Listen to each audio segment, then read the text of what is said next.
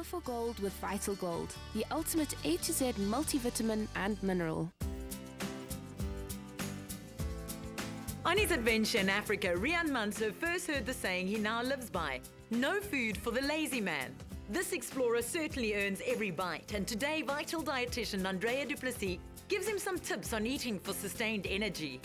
So Riaan, with all your adventures, you do a lot of high-intensity endurance training, and obviously the core of your nutrition plan is then built around energy and how much weight you can carry with you. For sure.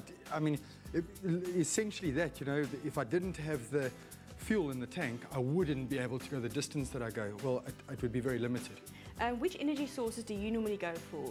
For me, I love fruit, so big fan of fruit. That's great. Now with carbohydrates, we also get sugars and starches in things like these muesli bars. I don't know if you've ever used those. Actually, you remind me now, when in Iceland, I didn't eat any chocolate, or very little of it, and I used the muesli bars, like the bars that you get a little bit drier, so not as moist, but they were really, really important for me. It was like 5-6 hours of paddling. Yeah, you know, because these types of carbohydrates release their energy over a longer period of time. So for the endurance part, you obviously need something a bit more substantial than just sugar. But why would I get sleepy? So after about 4 or 5 hours in the water, I'd get sleepy. Would that be... You know, it could be two things. The one is lack of sleep, perhaps. And the other thing is actually, what you're actually talking about is your blood sugar levels spiking and dipping.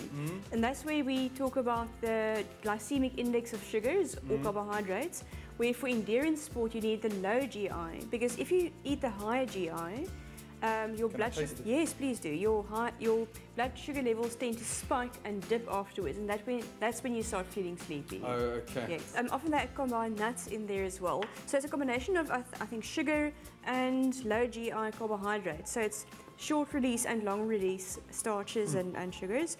And you know, the other source of energy, obviously, well, here we've got honey as well. I don't know if you ever use that, but that can also be an energy source, very concentrated. Another valuable energy source, specifically if you travel and your weight, what you can pack, is limited, is nuts and seeds, because of the fats in there.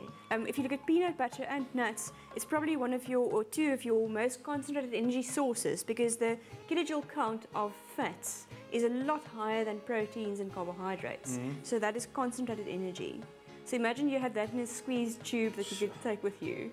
It's not only fats, but also protein, and that feeds your muscles to preserve your muscle mass. One thing I always, like when I'm reading something like that's high in fats and the good fats, how can I look at this and understand what I'm really getting for what I'm doing? You know, you'll always get the energy. So irrespective of the source of fat, it will always be packed with energy. If you're looking at the health properties, you need to look for the fats that contain as little saturated fat and also as little trans fat as possible. Those are the two bad ones. But you know, one thing that you've got over here, which has always attracted my attention, and people sometimes call it a poor man's food, is sardines. And on that Africa, the bicycle trip, I could always get sardines. When I was going up that coast by Morocco, coming up to the north of Africa, you know, they farm a lot of sardines in that area too. And I ate so much of this, but what surprised me is that I wasn't eating any traditional carbohydrates like a pasta or a bread with it. I was eating just this alone, and I had so much energy. Why would this be a good source of energy for me? Well, it contains lots of protein, but also the healthy fats. You know, they talk about these omega fatty acids that are good for your brain and for your joints and all of that. Now, sardines is one of nature's richest sources of omegas, and that's probably where you got the extra energy from.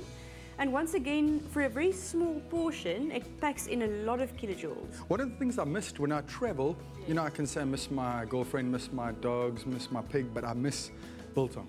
I think next time you should pack in some biltong. You know, it's packed with energy from the proteins in there, and I wouldn't recommend to get the fatty biltong, rather the lean stuff. Now, Riaan, I hope you've learned something today about all the different energy sources, and I'd love to know, next time when you go on to a trip, what are you going to take with you? Shucks, I wish I could take everything with me. But you know what, the nuts, definitely, that's one thing I'm going to be taking with me, and probably in large quantities. And then also I just think that, you know, peanut butter is worth its weight in gold, literally, for me, for energy. And I'm not afraid of those fats anymore, which I used to try and avoid, you know. So definitely nuts, peanut butter is a treat, and I'm not going to be afraid of the fat. And now remember to take the biltong next time. Oh, for sure, man. Yeah, I can't believe that I actually haven't. But one thing I think I need to do is improve my biltong making skills. And that's what I'm going to work on before I set off on my next journey. In ancient Greece, Aristotle said adventure is worthwhile. And today, Riaan wholeheartedly agrees. Yes to conquering the next continent. Stay with eXpresso and SABC3.